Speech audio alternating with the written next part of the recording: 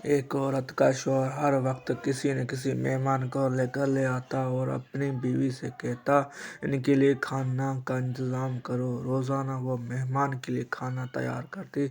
आखिरकार वो रोज़ की मामूल से तंग आ गई और एक दिन रसूलुल्लाह पाक सल्लल्लाहु अलैहि वसल्लम के पास गई और कहने लगी, या रसूलुल्लाह सल्लल्लाहु अलैहि वसल्लम, मेरा शौहर रोज़ाना किसी मेहमान को घर ले आता है और मैं खाना बना के थक जाती हूँ।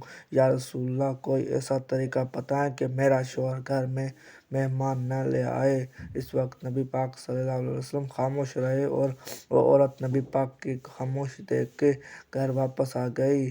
अगले दिन नबी पाक सल्लल्लाहु अलैहि वसल्लम ने उस औरत के शौहर को बुलाया और कहा कि कल मैं तुम्हारा मेहमान हूँ।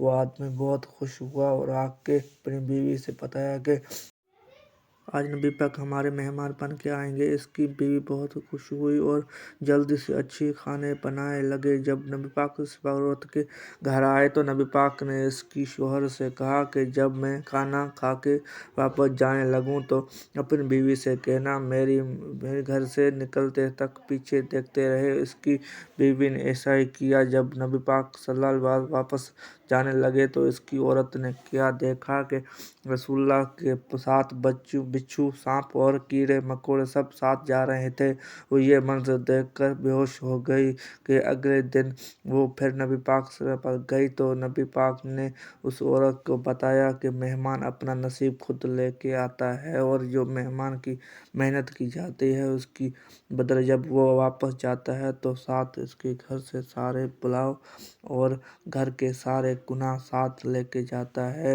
इस वीडियो का मकसद, जो मेरी बहनें मेहमानों से परेशान होती हैं क्योंकि वो मेहमान अपना नसीब खुद साथ लेके आता है।